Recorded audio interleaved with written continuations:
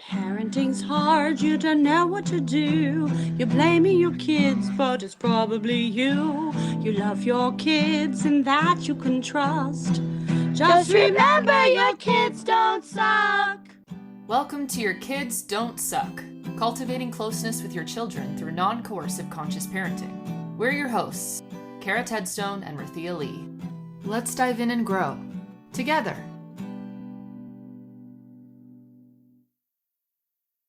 So, Cara, there's certain topics that are radioactive for people.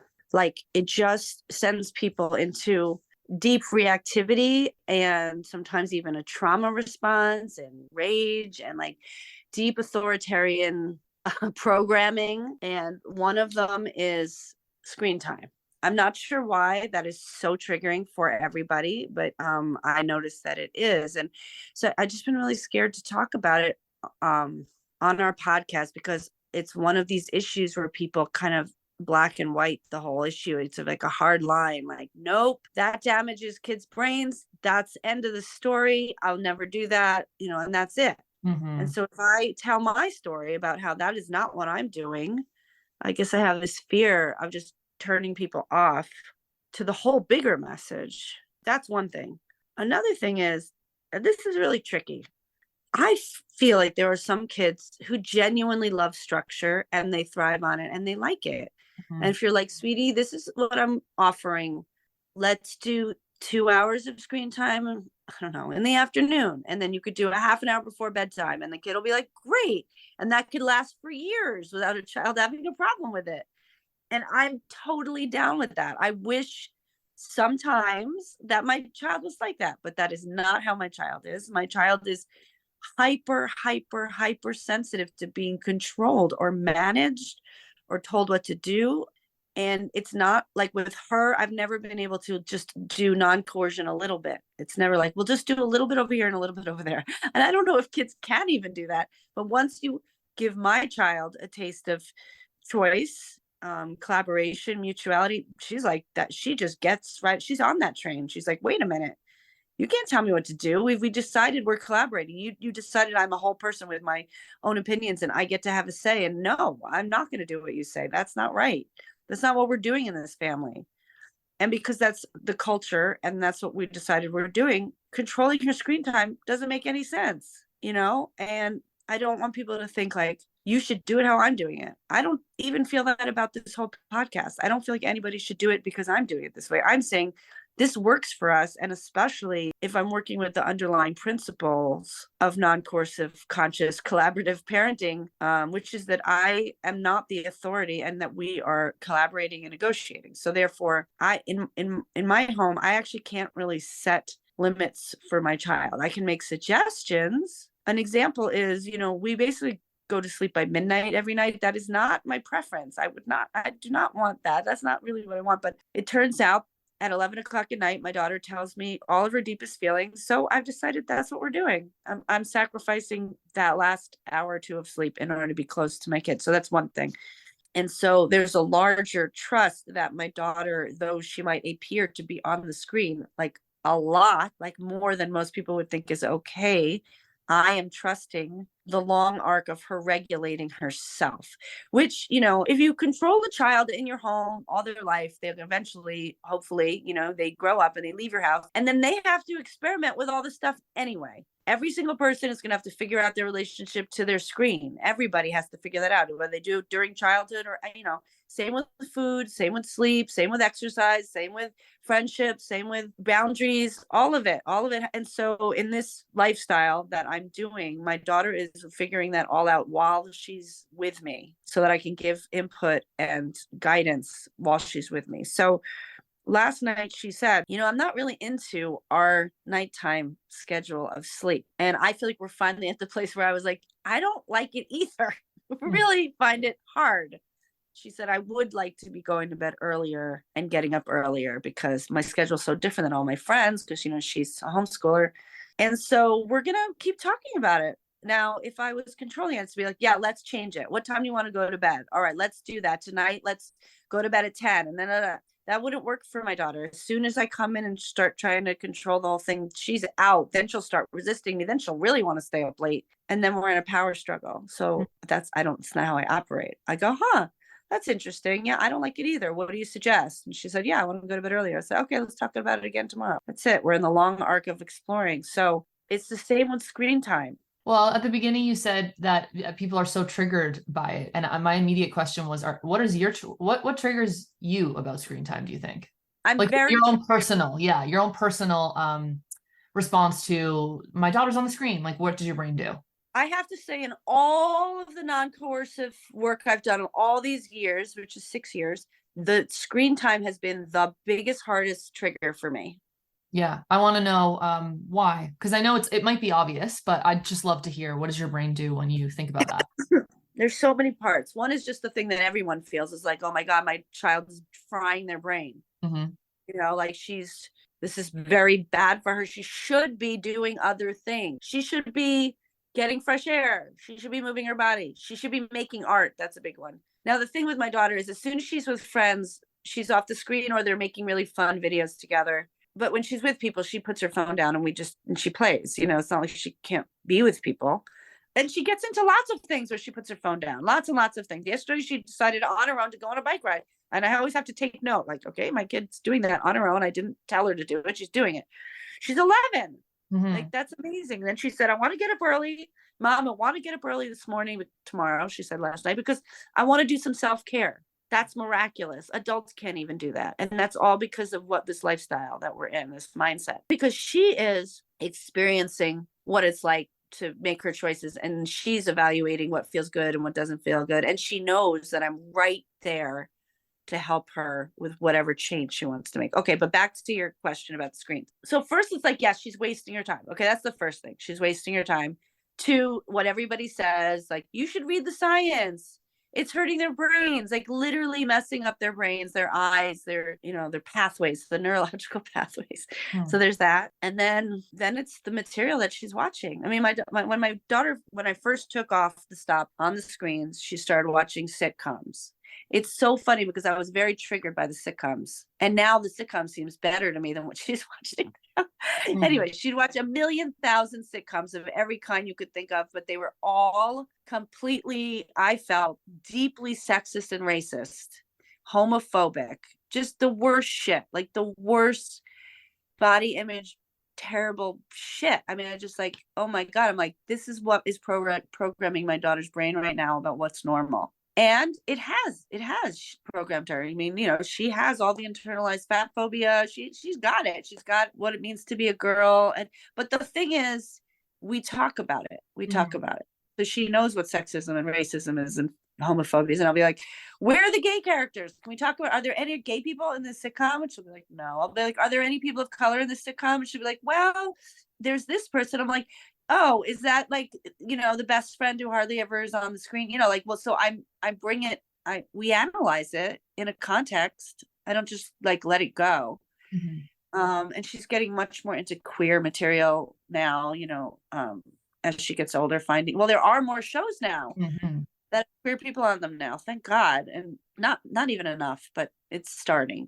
So that's the thing. So it's like, it's how she's being, the material itself, and then the time that she spends on it. Well, I'm going to challenge you a little bit, only because you said all that, but then you had a rebuttal for each point. I did. Which is telling me that in some way, even though you're worried and the fear is there that like it's limitless and it's endless and it's taking her away from life and living and material and you have a rebuttal to every single one of those fears in the way that makes you like a really conscious, attuned, and intentional parent, so that you are supporting her still, even though she's using the screens for entertainment and for connection too. Basically, my point is like, you're telling me all these fears. I hear you. I 100% agree. I'm with you. I think the same thing. Like, I'm totally on board with what you're saying and it resonates with me. But at the same time, you're talking about all of that as if you don't then think about it and engage with her and still keep the conversation going and explore other ways of engaging in life together and have conversations and do all the things at the same time. I feel like your fear is telling you like screens are bad because, and then you're kind of doing that black and white thinking there, but really you're not acting in that way. you're not behaving in that way. Like you're Oh, still thank you. using screens in your family life in a productive and educational way. And even when it's not, it's no big deal because you do other things too. Do you know what I'm saying? Yeah, thanks. That's a real reframe. I feel emotional talking about this because the underbelly of choosing to be a non-coercive parent is that the relationship becomes more important than the things. Honoring her autonomy is more important to me than even how scared I am about the screens. That is really the essence of this podcast, I feel, in this work, is like what you're prioritizing. It's not that people are wrong and that they're concerned about screens. It's just they make that more important than their relationship with their kid in some way. I like, for example, I have so many friends who all their kids, their screen limits on every single parent that I have, their screen limits. Like I have a best friend and her daughter gets 5 hours a day and then it goes off and she can't get on anymore.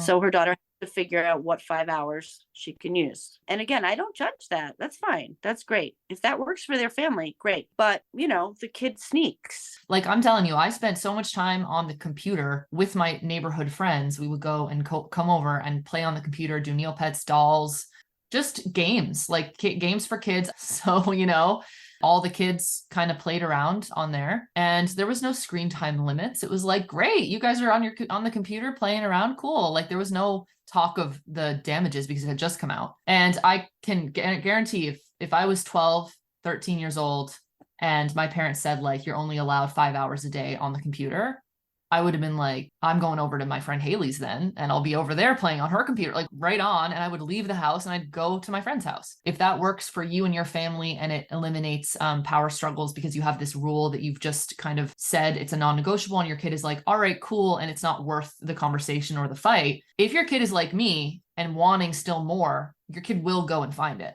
I mean, that's what I see with my friends' kids is they sneak it. That's what I'm saying. Sneak it. And then when they get their own phone, who the hell knows when they get old enough to have their own phone? I mean, right. Have you heard of the wait till 8 thing? Wait till grade 8 to get them a phone or to get them on their own computer and stuff like that. It doesn't work for the majority of kids because they're going to go and get their friends. Or the other thing about this is that kids feel really, really left out when they can't, game and go on the Discord chats and they can't use Snapchat and they can't text. Like it's being on screens. A lot of experts will say that are not non-coercive experts, like child development experts and other child therapy types will say, like when you prevent your kid from accessing screens or you limit in a way, you'll come into conflict because of the social isolation, not because of the screens. Like it's a completely other topic in conversation. It's not about the screen at that point, when actually the majority of their socializing is done online. Unfortunately, in 2023, that is the reality for most kids. It doesn't have to be, unfortunately. I mean, I hear you. Right. I do believe in face-to-face, socialization. I'm really into that. And my daughter has play dates like constantly. So it's happening. But I don't think it's unfortunately, she plays games with people that are all over the world. Yeah. It's okay. I don't have the same judgment, but I just get so much judgment that I feel defensive. I guess I do have some internalized doubt. And I have to keep reminding myself what my priority is. I have to look at my child and say, how is she doing? How does her brain seem? Well, tell me that. What do you think? How do you think she's doing? I think she's doing great. I mean, I see her really trying to tune into what works for her from the inside out, not from because I approve or disapprove or because even what her friends are doing, but because of what things feel like. She did recently decide she wanted to try to put some screen limits on her own phone. Then she kept overriding it. So she said, that's not working. So she's working on it. She obviously has her own opinion. Maybe she thinks she's on it too much and she's going to work on it. I mean, it's not like I'm not going to help her with that, but I'm not going to control it. Yeah. I just think that this is such a missed opportunity in families when the limits start from like it's a top-down thing, like it's a power thing where it's like, well, screens are really not good for you, so therefore we're gonna do this, and the parent says that to the kid. To me, that's a really missed opportunity for conversation, for openness, for sharing, to really find out what they're looking at, right? Like the moment that you shut it out, the minute that they shut down, the moment that you prevent it, the moment that they go and find it. So like you're really missing the exploration that really comes from the non-coercive approach, inviting openness I wanted to make this point earlier, is that what I see with my friends' kids is they sneak. That's what I was trying to say. They sneak screens, their friends' screens. I just see them trying to take it and go in the other room and sneak it. There's a lot of sneaking. So once you have a kid sneaking from the parent, you're immediately setting up a power dynamic, and you're immediately having separation, because now they have to get around you to get the thing they want. They have to get around you to feel like everyone else. I can't, it's hard for me to use my childhood as an example because it was so freaking terrible, but I had a whole world and a life that my parents didn't know about from as early as I can remember. I was sneaking everything you could think of.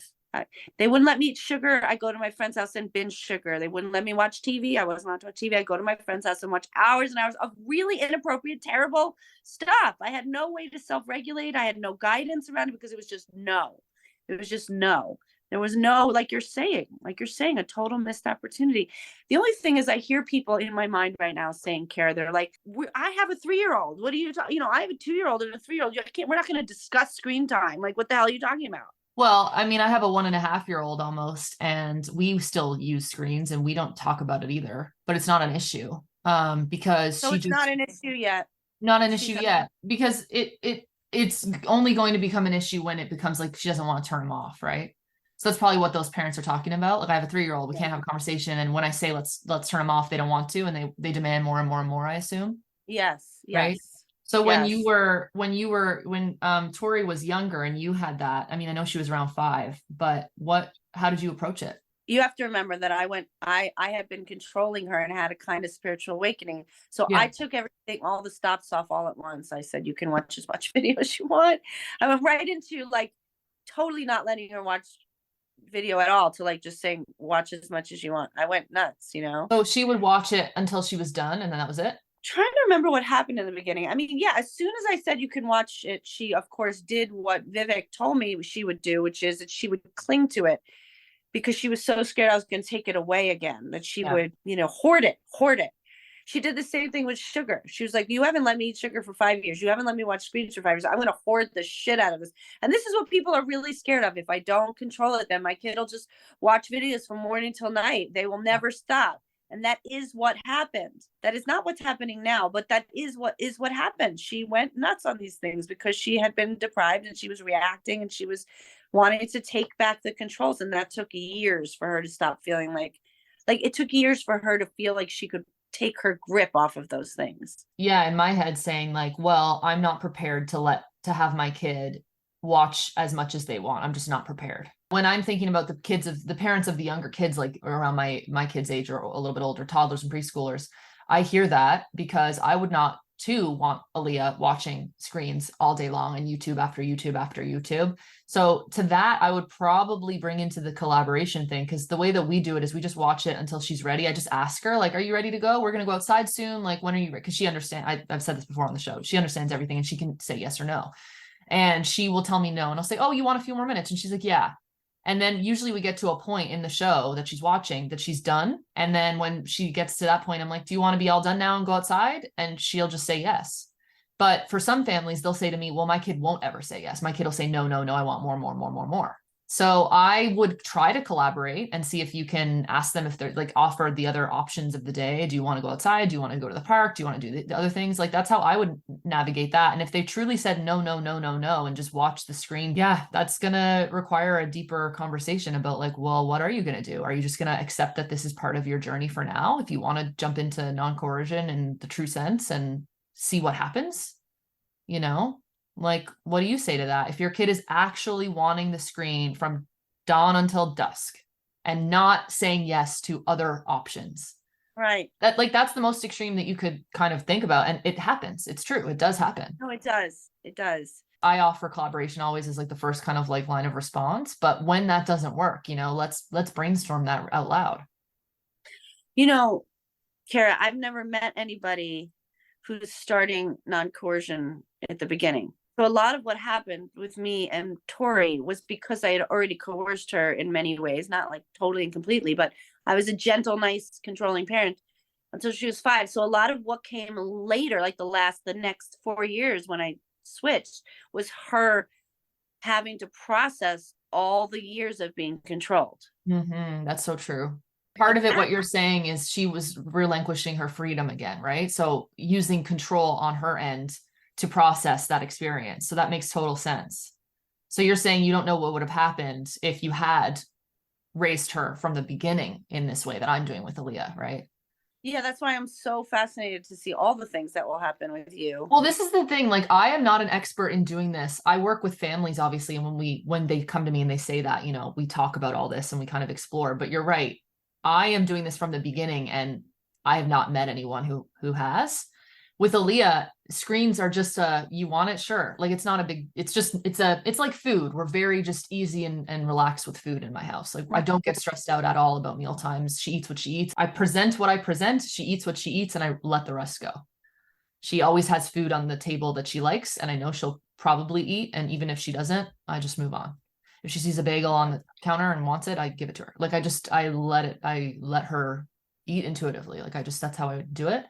And I'm like that with screens. Like, she always knows we watch screen time in the morning when I do her hair, about 20-ish minutes. She's usually done after about a half hour. Then we usually go outside. And then if she points to the remote and is like at me for the screen, we'll watch a few minutes here or there. Like, it's just like no big deal. And then she's done. I'm so curious how that's going to unfold. It may unfold into the screen obsessed person that, I hear about all the time. I'm just remembering right now that the big arguments that most parents have that I've heard is that it's addictive. That's it. That's the thing everybody says. Have you read the studies? Screens are addictive. Have to control it for your child because they will get addicted. And plus, we know every single adult right now is addicted to their phone. Come on, we all are. Yeah. Sometimes when I actually really love TikTok, I have to tell you, I'm a total TikToker, but I don't lose tons of time watching TikToks. I'll say I'm going to watch for like 20 minutes, or then I'll watch, and I watch things that mean a lot to me, people that mean a lot to me. Sometimes I do it for fun, but I'm not addicted. I don't feel addicted. But if you saw me, I'm probably on my phone as much as anyone else for a million reasons, not just TikTok, whatever. Yeah. Anyway, but about the addiction, my daughter has a phone. She's had a phone for a year. She's almost 12. When we're in the car, I'll say, will you not be on your phone so we can talk? And like 9 out of 10 times she goes, oh yeah. Or she'll be like, I'm just gonna text my best friend and then I'll talk. And and because she doesn't feel controlled by me, she feels okay with that. That's what I was going to say with this whole question of like, what about these younger kids? If your child doesn't feel constantly controlled by you, just in general, I do think that you're going to have more success with coming at this entire issue with collaboration in your toolbox. Will you get off your phone, or will you put your phone away so we can talk? Is a question. That's a collaborative question. You can ask her. You're not saying, get off your phone, Tori. Come on, man. I want to talk to you. Right. If you ask a question, you have to be willing to hear no. Sometimes she says, Mom, I'm in the middle of texting my friend. I just got to finish this. And sometimes it takes the whole car ride, and that's just, she gets to decide. But most of the time she puts it away, and because she wants the connection, and we've negotiated that's we both value that. Well, this is why I think like that conversation, and I know I keep coming back to it because it's sticking in my head right now. It's like I'm attached to this idea of parents saying, well, sorry, but if I let my kid watch screens all day, they will from, dawn until dusk, blah, blah, blah. I think it's because there is not the emphasis on the connection and the collaboration. And instead there is that emphasis on coercion in the family, like in the relationship. Mm-hmm. When kids are collaborated with, and that's the norm, and they know to expect that inside of their relationship with their parents, and it's not the power dynamic that we traditionally see, I think kids are more likely to actually tune into the needs of what the parent is collaborating on them with, right? I know that it's really hard. I know that there are instances where you might hear no, right? The kid might actually stay on the screen all day. And that's going to suck for you when you want to see your kid doing other things and also spend time outside of screens with your kid. But when you truly engage in a non-coercive and collaborative way, I really think that you're going to have more opportunities for real collaboration that result in getting your needs met as well, versus the screen time hard limit situation. Because then anytime you drop your rope on that, they're going to take advantage because they're like, oh, they're going to take it away. I'm going to hoard it all, like you said. Or they're going to stick to the limits, and maybe there's not going to be a whole ton of conversation about it at home because they've accepted it, but they're going to go find it another way outside of the house. I really do think you can start, if you're interested in non-coercion, you can start by creating a limit. You can be friendly and kind. You go, this is how much we do a day. I think it's fine. Unless your kid really doesn't like that, they're pushing against it, they feel controlled by it. As soon as they feel controlled by it and they're saying no and you're forcing them, now you're in the coercive dynamic. And then kids will use anything to claim their autonomy. They will use whatever they can have, whatever they can get their hands on. So they will try to get to the screen or get to the food or get to the whatever it is you're not letting them do, or they'll just shut it down. They'll leave your house and they'll be forced to have to navigate those things by themselves. Last night, my daughter started telling me, I want to respect her privacy, so I'm going to make this as general as possible. She started telling me, quote unquote, inappropriate terms that she's heard on the internet. She said, Mom, I learned this word. It's like a really provocative word. I'm like, what? She goes, what does that mean? So I'm saying, oh, that means this. What does this word mean? I'm like, how did you learn this word? She goes, oh, probably on my Instagram videos. I said, well, which ones? She's like, I don't know. I learned lots and lots of words. I'm like, are you watching anything that I should know about? Or like, do you feel uncomfortable with it? She's like, no, it's all really, I don't know how it got in there, but I learned this word and that word. So I started having to define all these words for her and explain what they are. And we got into it. I mean, it made me really anxious that she's learning that, without me somewhere. But then I feel so relieved that she's asking me and telling me. I know that if I was controlling her, she would never tell me. Yeah. Yeah. Well, hearing that you tell me about that, I obviously am not the parent, so I don't get any anxiety. I just get like, I wish that I had that. And I wish that my kid had that with me. Like, I wish I had that with my parents, and I wish my kid had that with me. And I wish that all children had that with their parents, because that is such a good example of how human beings should feel that they can explore and play and freely engage with stuff and then talk about it with their people at home without fear of shame or judgment.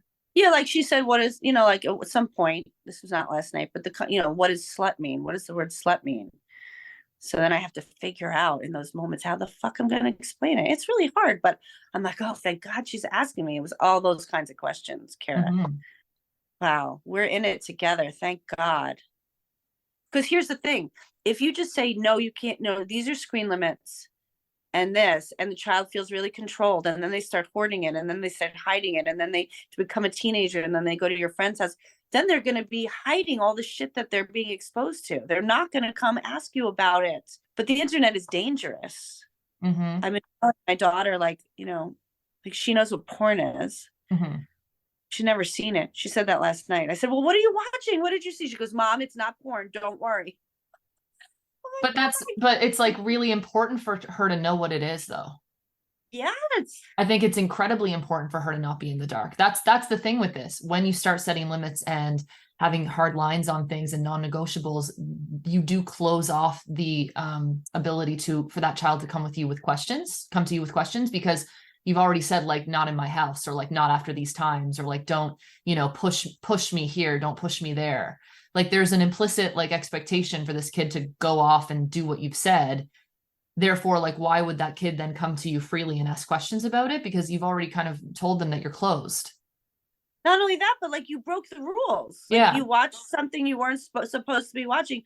You broke the rules. So now your kid's not going to tell you what they did while they were breaking because the also, rules. The context of breaking the rules might be like, oh, I watched it at my friend Haley's house after you told me I wasn't allowed to watch screens that day, right?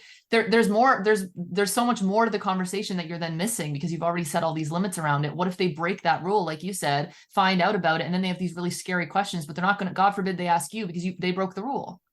And the consequence for breaking the rule is less screen time. So why the hell you're not going to tell? Yeah, and like, that is really sad to me, that like kids feel like they can't talk about certain things with their parents. It's not just sad, it's dangerous. It's fucking dangerous when children feel so controlled that they can't bring their most scary experiences to their parent. This is it. Oh my God, I'm so moved because I feel so much shame around the screen time that I allow my child. And I feel like this conversation is helping me get underneath the shame about why I'm doing this. That's why I asked you at the beginning, like, that's why I challenged you, because I was like, you have thought the fucking shit out of this. Like you have responses to all of this. It's really just your self-hating voice and also the societal input, I think, that's coming out there. When I see comments like on your videos or anywhere, people saying like, well, I really hope that you're at least like limiting a little bit. Maybe, you know, what kind of time are you talking about? In the context of how much screens, you're certainly only allowing her maybe 3 hours a day, right? You're certainly following the AAP recommendations, right? Like people will say that to parents who say like, oh, my kid has no limits. It's not about the limits. It's about the thought that you put into the thing that your kid is engaging with. I really hate when people put like bad and good labels on things. What is the child's internalized voice about? Now they're going to grow up feeling intense shame whenever they watch screens and whenever they eat, or all, when you're controlling and shaming and judging, that becomes the child's self-hating voice that that's the voice they're going to how they're going to treat themselves with the screen or anything else when you have the judgment. And again, I really think boundaries and limits are absolutely fine if it's not putting a wedge in your relationship. That's fine. Like that's what collaboration is all about. Yep. Yeah, ask your kid if this works for them. Try that. You know, I think this much screen time is good for your brain. What do you think? Let's try it. Let's try it and evaluate together how that feels. I want you to get outside and have fresh air and blah, blah, blah. How, do you want to try that? Let's try this schedule.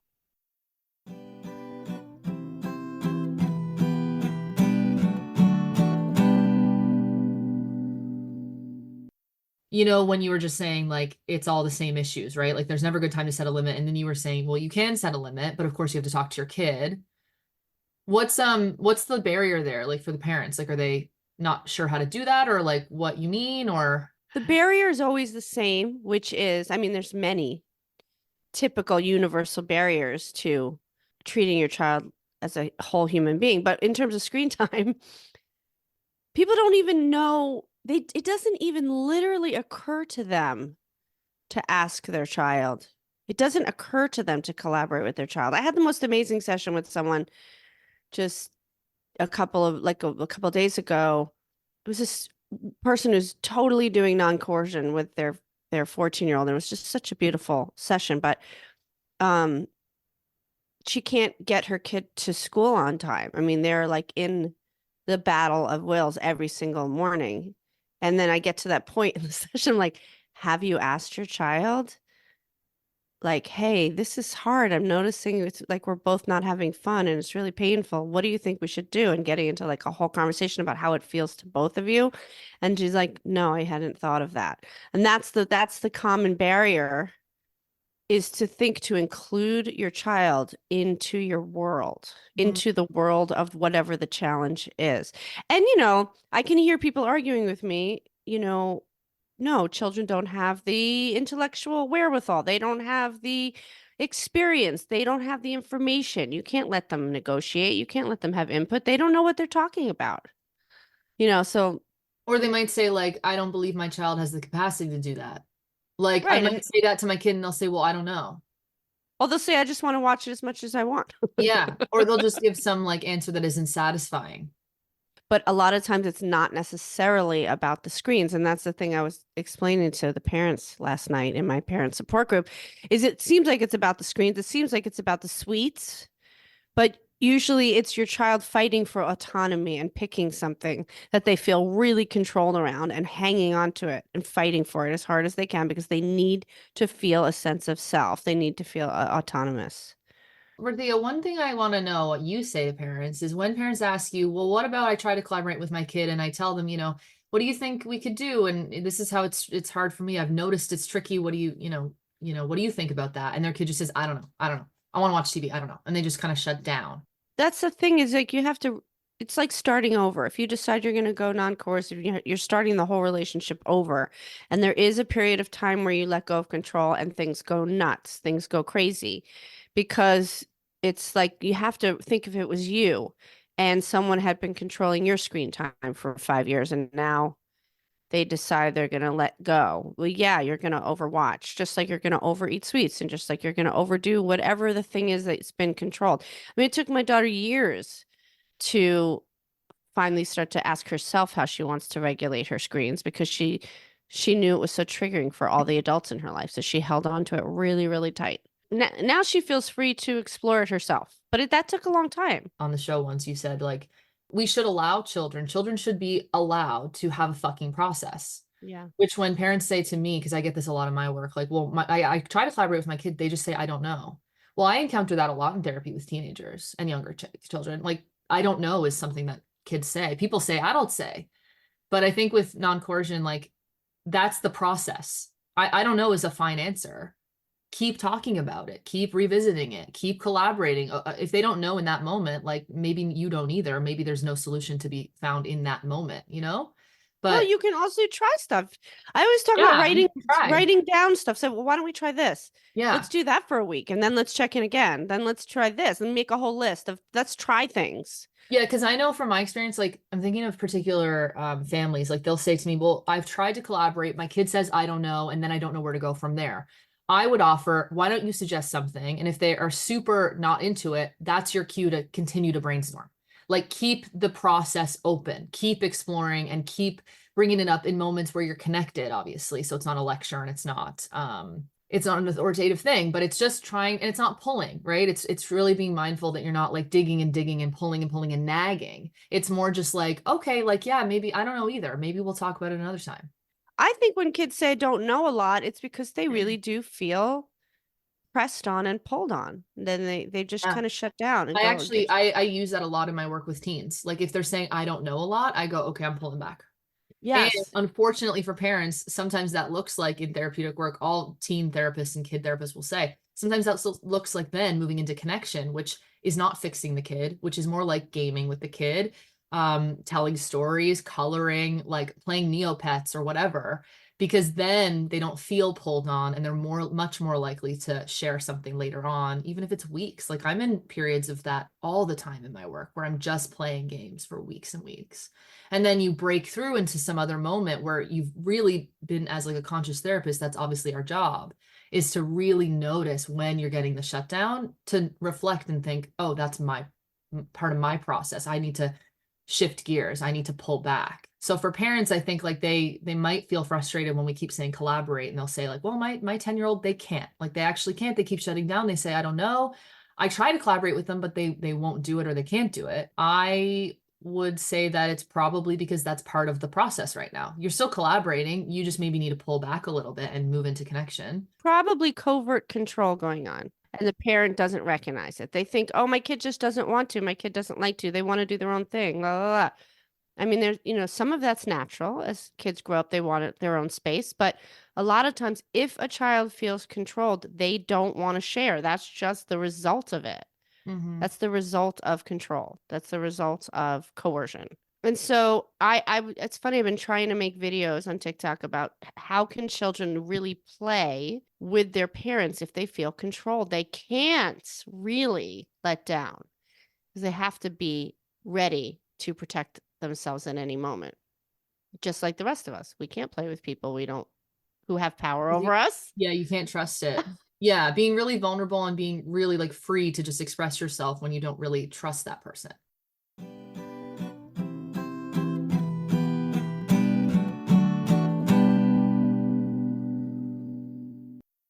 Screen time now is shifting. Okay, my daughter just turned 12 2 days ago. Our relationship's really shifting. Her brain is really shifting. I really feel like we're in the friend part of it, and I never felt it so clearly. It's so amazing. It's really, really feels so good. It feels so good to not having to. I think a lot of the stress of parenting is, or has been for me in the past, is how am I going to adequately control my child? Mm-hmm. How am I going to get them to da da da da? How am I going to stop them from blah blah blah?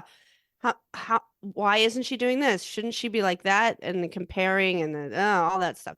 This is a bad behavior. How am I going to get that behavior to stop? All of that, and then all my childhood stuff. So I'm finally at the point, because she's 12, where I'm actually trusting her and I'm trusting myself. So like that, whatever I've worked on all these years, there's now this big bubble of trust that I can lean into, and it carries both of us. And so I'm so much less worried about screen time than I used to be. That was like my main trigger for years and years and years. This was the screen time. So it's funny. I notice a lot of times, I think I might have already said this on this episode, but like when I go to engage with my daughter, she puts her phone down and engages with me. That's just how it is. She doesn't keep looking at her phone and doesn't listen to me. And that doesn't happen. She'll literally hit stop, put it down, and we sit down and we talk. Or if I invite her to do things, she does them, or she invites me to do things. But what's happening with her screen time now is that she's learning how to self-structure. So she's actually been getting these apps that you put in your calendar, your schedule, and then you follow it. And I just want to say something about I've unschooled my daughter her whole life. She's never been to school. Now she's decided she wants to go to public school in the fall. It may or may not happen. But so she wants us to try to catch her up. So me and her dad and my partner, well, we're all like picking different things we're teaching her and learning, like looking up the curriculums and all that. But whenever I go to teach Tori or do it with her and she resists, she goes, "Ugh, I don't want to do this right now." I'll say, "You don't have to do it. It's up to you." And then she'll think about it and she'll go, "Oh, no, I really want to do it." So she's completely leaning it. This is so rare that a child would get to decide if they want to do structured learning or not. So this is like a crazy experiment. She gets off her screen all the time. That's what I'm noticing. She puts it down and gets off it for all kinds of reasons.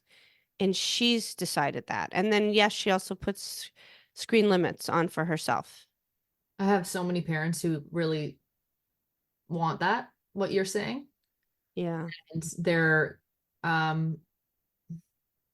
it's tough in my work because I'm not working directly with them, right? I'm working with their children. So I'm hearing through the kids and then I meet with the parents and I do some support work with the parents when I can. What I run into is it's traditional parenting. And so they want me to go work with the kid to help the kid set the limits and figure that out. But really what they're missing in all of that, which you really get, is that the control and the coercion is undermining what they really want to instill, which is that intrinsic motivation. So that's what I just wanted to name when you were saying that. Really, what she's experiencing is I want to adjust my habits so that I can achieve X or I can spend time with friends or I can do whatever. It goes hand in hand with the school. Like she has this goal and now she's trying to navigate what she's currently her day to day is. And a lot of my clients, their parents will say they're addicted to screens. They don't want to change. They have no interest in changing. There's no intrinsic motivation at all. Their parents are coming to me saying, I need you to change them. What we're doing at home isn't working. You're the expert. Go and change them. Oh And my that's God. what they're missing is everything you just said. It's almost impossible as a therapist to support any growth in that area if parents aren't open, like we always say, to talking about the control and the power and the dynamic and the collaboration. Like that's what needs to shift in the home. So it's just kind of me naming that, parents out there, if you're listening, like why you've been able to access and unlock this intrinsic motivation in Tori is because you've given her the tools, right? By stepping back. I mean, I sort of given her the tools. I've just mostly given her the space. That's what I mean. That's how you've given her the tools. She's, I guess, how intrinsic motivation works is like we can't teach it. You cannot teach somebody to want to change a habit. They have to want to change a habit. Right. So as parents don't understand that. They parents really don't understand that. That's they why, don't like understand. with screen time, and we were talking about food and we're talking about sleep and all these things with limits, like you just can't teach somebody to want to change. Right. And therapists know that, when we work with things like motivational interviewing, different modalities that really work with that process of change, like the states of change and the theory of change. Therapists trained in those modalities know that you can't teach somebody to intrinsically motivate towards an external goal that's been placed for them. So my teen clients who really struggle with screens, I'll ask them, like, what do you think about your screen habits? They'll be like, it's fine. I don't mind it. And the thing is, I guess I've always, and especially since she's 5, prioritized our relationship over everything else. That's the part where I've guided her in that way. So actually, that's what's important to her at those moments where she would rather talk to me than be on her screen, because she's learned through experience that gives her something that's better or that she needs right then. And she also, values that. Even if it's not like, something that is a preferred activity, for example, she might turn off her screen and then go to mom because she has a good relationship with mom and that's fun for her. So that's like motivating. But Tori also has been able to talk to you and explore and learn through you and your relationship because there's been no power struggles. I mean, maybe here and there, but for the most part, she's very open to going to you to just talk and explore and learn and be, next to you like a client and a therapist. I think about that a lot in my parenting. It's like just openness. You're just a container for whatever. So when she then, wants to think about her own limits when it comes to screens and her own usage, you're there to just totally non-judgmentally explore that with her. So it's not just about turning off the screen, going to hang out with mom because mom's fun and cool. It's because mom's there to help me learn about what I really want. And I'm learning through my relationship that is so open with my mother that I don't love the way that screens isolate me, maybe, or whatever it is. Maybe Right. She has the freedom she has to, the she has freedom. the freedom to explore that without consequences and Without, judgment. yeah, and shame and like just any sort of like input. I think Yeah. parents forget how, like we always talk about, like the push and pull. When parents put input into something, I think you mentioned this too when you were saying when she was younger, it was like any hobby she had that you were really into, and you'd be like, "Oh, I love your singing. You should sing more." She'd be like, "Nope." Like when we push and pull with our Agenda. agenda, yeah. Right. Parents forget the power that that has. I do want to say though that I would have to say the screen has been the number one trigger for me in every single bit of this journey. I felt so scared that I was doing it wrong. I felt shut out, and then it would trigger my abandonment stuff. I mean, there's so many triggers. That's what last night when I was in my parent support group and I was talking about this with the parents, people said they felt relieved because they're judging themselves all the time. So they see their kid on the screen, and then the first thing they do is judge themselves and go, "I'm doing it wrong." I will say I feel the same too. I get really anxious about screen time. We all know the scary dangers of screen time. Like and Yeah, then because it thinking seems we're like bad this. parents. Right. That's the biggest thing that I struggled with. Yeah. It took Is me that a what it very was for you, that you felt like you like were letting her do it and so you were like being neglectful or it was Oh damaging her? yeah. Yeah. You talked Oh, about that 100 different before. things. Oh Yeah. no, her brain. I'm fucking up her eyesight. I'm fucking up her brain. She's watching things that are destroying her self-esteem. She's watching things that are giving her the worst views on humanity. Wasn't gonna pull it away from her. So then I had to just deal with how much it was triggering me all the time. My kid was not for a very long time not willing to negotiate with me about the screens. Right. He would just be like, "No, Yeah. get away from me, do what I want," for like, a good 3 years. Yeah. And so, and sometimes for reasons I had to get her off, which was really, we have to go do stuff. But that was the thing she held on to the most, I would say. Mm. It's fine to set loving limits as long as you know that if the power struggles begin and it starts to erode your relationship, that you're willing to let that go and try other things. Yeah. Like if you can just say, "Hey, we're doing 2 hours of screen time a day. Do you want one in the morning, one at night? What do you want?" Oh, and they're like, "Yeah, great." I mean, if you can get away with that for 3 years and that feels good to you, great. But my kid was not like that. Yeah. Yeah. I also hope too that we can sort of validate parents feeling like they're shitty parents and like neglectful and stuff. When you have a child who like isn't like that, you can feel like I'm thinking about my own experience, like when Aaliyah really struggles with a thing and I don't want to upset her. So then I feel like I am just letting her do whatever, even though I know it's neither here nor there really in the Can long you run. give an example? How we approach screens now, and I guess when we originally started this episode, it was a few months ago or something. So it's kind of like, Aaliyah, we're gonna go downstairs and get ready to go outside or whatever it is. Like we're gonna transition. So I let her know, and I say, and then we're gonna have to say bye to the show that she's watching because I always still she watches TV in the morning when I do her hair. And to get off now, she's entering 20 months. She's 20 months now. So it's like really hard for her to transition off of a screen, obviously. So I like to use a timer, which she is really cool with. She really likes the timer and that's been really working. But if she's really not into it, like she'll tell me, she'll be like, no, no, more, more. I'll ask her if she wants a few more minutes. And I will kind of collaborate with her there. And then we usually reach a peaceful solution. Like she's able to transition and then do the other thing without like crying or a struggle. And we'll sing our bye-bye song that we always sing to things to help her transition. So that's cool. That works well for us. Just that, like, when we give our kids extra time, we let them, we whatever, we go in our head, all right, fuck it, it's not worth the struggle. I'm just gonna like let them have the hour or whatever, or the 20 extra minutes or the 5 or whatever it is.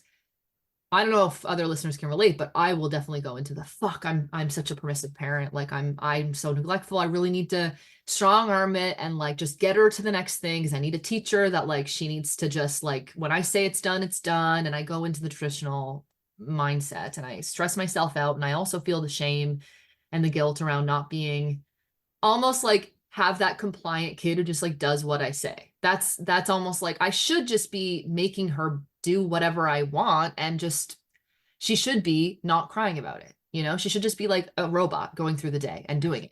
I just want to say we all parents have that. We all have that, right? Yeah. Why can't my kid just do what I tell them to do? I know what's better for them anyway. Yeah. Why is it such a fucking battle and all those things? That turns into why can't I just make my child the person that I have in my head? Exactly. Yeah. So I guess I wanted to just validate parents if you have that story like I do, and then you go into the shame. I guess what's the shame voice? I'm trying to think what's the part. It's kind of like, "Ugh, I'm a shitty mom, you know, like if I was more consistent, if I had the right tools." I was saying to Vivek on a call about this recently, like if I could just brainstorm or collaborate in a different way, or you know, have a better transition or a more preferred activity or a more creative way to transition her, I could prevent her from being upset and I'd get her to do what I want. Like I just shit all over myself basically in my head. And if parents have other shame stories or whatever, you feel like you're neglectful, they've watched too much TV today. I have that one too. I'm like, oh fuck, she's already watched 30 minutes. Or yesterday she was sick and she watched an hour. And I'm like, oh my God, again, I should have never done TV in the first place. I'm a terrible mother. Then I don't know. I just want to validate you because collaborating with your kid really is not in alignment with that script. Like that script tells us that we need to strong arm and be the authority, and that collaborating and letting your kid, I'm doing air quotes, letting your kid get away with extra time, just that script wants to like punch that solution in the face. You know, that's how I feel. I feel like, again, I'm doing that. I have one idea and I have another idea and they're not in alignment with each other. Cara just said like 1 hour, like she was feeling bad about 1 hour. And I just want you to know that my daughter watches 16 million hours a day. So there's, you know. And my daughter's much younger, right? She's only 20 months too. So we're, right, we're out and about and like she comes along with everything I do too. So right. But that's Cara's quotient and mine is really different and yours is really different and everyone gets to do it their own way. Yeah. And also, people have, you know, the authoritarian mindset that you're pointing to, Cara, is, and in gentle parenting. So the whole idea of gentle parenting is you would say, no, I'm counting down from 10. And when we get to 1, we're turning off the screen. And then you just turn it off. Someone was telling a story on TikTok how their child was in the bath and the kid didn't want to get out of the bath. And 2 different parents said the same thing. And then they just went and they just unplugged it. The kid was going down and they just went and they just said, okay. And they just unplugged it. I'm like, I would never do that. Because it's basically just using your power over your child and giving them the experience of being completely powerless because they didn't want their kid to get upset or they didn't feel they had the skills to whatever, work that out. In this whole mindset, negotiation is not considered a failure of the parent, like being weak. It's actually growing connection and equalizing the playing field, or equalizing the power, even with a toddler. Yeah. So if you're willing to go back and forth, okay, let's try this. Now it's just, okay, we'll do 5 more minutes, and go back and forth. And even though the judgment will be, I'm so weak, I'm not being a strong parent, you're actually helping your child slowly learn how to feel powerful and have a voice. That's what we're doing here. Yes. Thank you for summarizing that so well.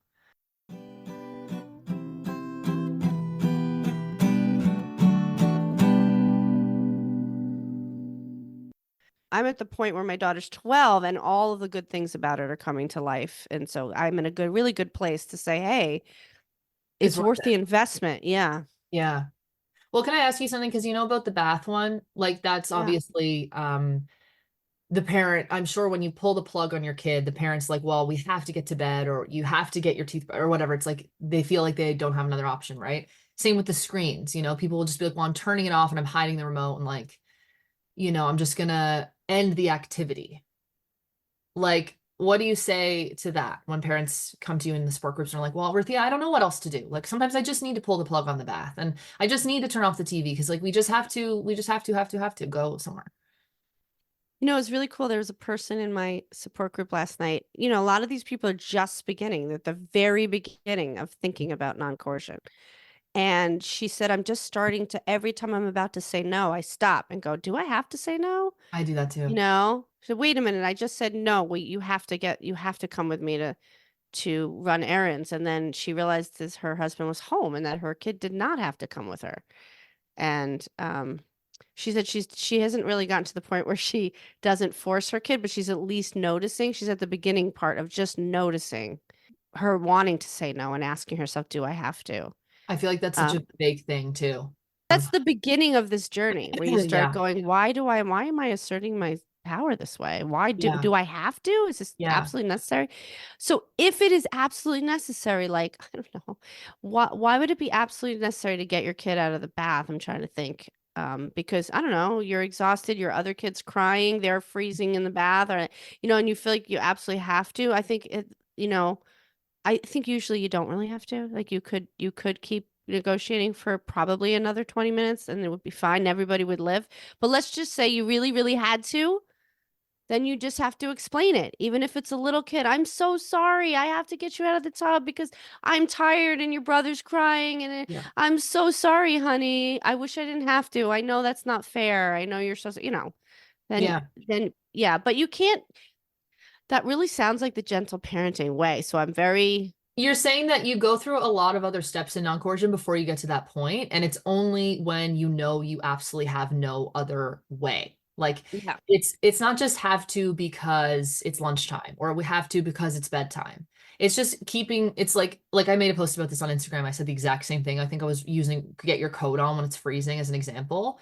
You just do a million other ways. Like Right. I made a post about this and I said the exact same things. I said I could pull it up, but I deleted Instagram off my phone because I just do that sometimes.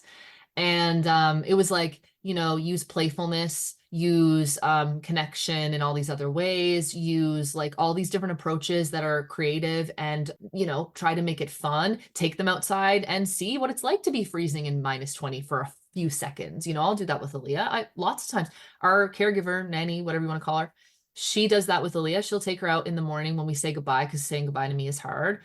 She takes her with her without a coat every day and just for a few seconds while they walk away and we're waving at the door, and then she puts her coat on when she's regulated again and they've connected now and they look for cats on the way, and it's very like it's just a lot less stressful for Aaliyah because I think putting the coat on for her is just something she really, really hates. So I just try to use a million different things, and if I'm out of steam and I'm super tired, I've been there, it's happened a few times, I'll just tell her, like, I'm so sorry you hate to wear your coat and I know you hate it and I'm going to put it on now and I hate putting on your coat and I wish I didn't have to. And I hate winter too. And I'll like stomp my feet with her and I'll kind of yell with her a little bit, like quietly. And sometimes she does cry and I just put it on, or I'll be able to tell her something while putting it on to distract her, I guess, to redirect her, or just to connect with her, whatever you want to call it. I think they understand that we are connecting with them. Right. And that you're actually trying to preserve her sense of self. You're actually trying Yeah. very, very hard. See, people will say, what's the big fucking deal? Put the kid's coat on. They'll cry for a second. Who the hell cares? Like, children have to learn that you Yeah. just have to do things and life is hard. Stop coddling your children. That's the authoritarian party line there. And the thing is that every interaction you have with your child is going to affect their sense of self. Like, so it seems like nothing to go through all of that to put on their coat. It seems like that's ridiculous. But the truth is you're truly respecting that your child is a whole person and all of those teeny tiny little things. Yeah. You're treating them like a person that matters, that has a body, that has a choice. And you're seeing that, and that's going to be everything to them as they grow up.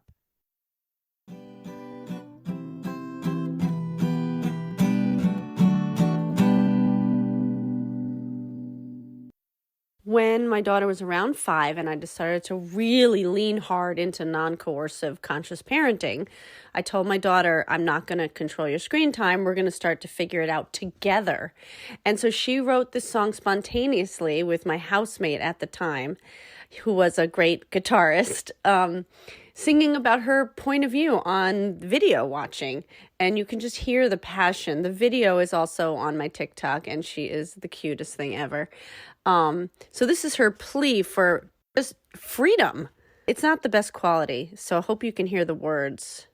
She's saying things like, I want video every day. You can't stop me from being me.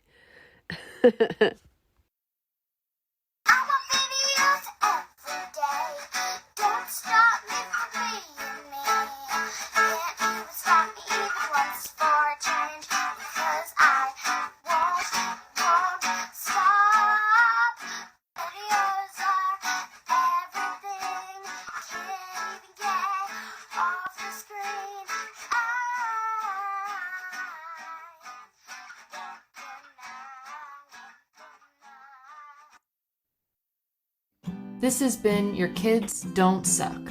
You can find me, Cara Tedstone, at www.caratedstonetherapy.com and on Instagram at Cara Tedstone Therapy. On my website, you'll find links to recommended readings and a link to my Reparenting with Mindfulness workbook, available now on Amazon. You can find me, Rythea Lee, at www.rythea.com. That's RYTHEA.com. There you'll find published books, articles, and music, and parenting videos. Also, I'm on TikTok at Rythea Lee, on Instagram at Rythea Lee. You can book parent mentoring sessions with me through my website. And also, I have an Advice from a Loving Bitch YouTube show that helps people heal self-hatred, and that's rythea.com/advice. It is important and essential to put our voices, Rythea and Cara, in a context. We are two white, cisgendered, straight, middle-class women living with financial and societal privilege. Because of this, our perspectives are limited and do not reflect the realities of all of our listeners. This podcast will feature guests with expertise around conscious parenting who differ in race, class, abilities, sexual orientation, and histories from us, to broaden the conversation and reflect the lives of as many people as possible. 25% of the proceeds of this podcast will go to creators of color who have been mentors and influences on our work and in our growth as parents. If you like our show, please subscribe and stay tuned for more conscious parenting advice and insights.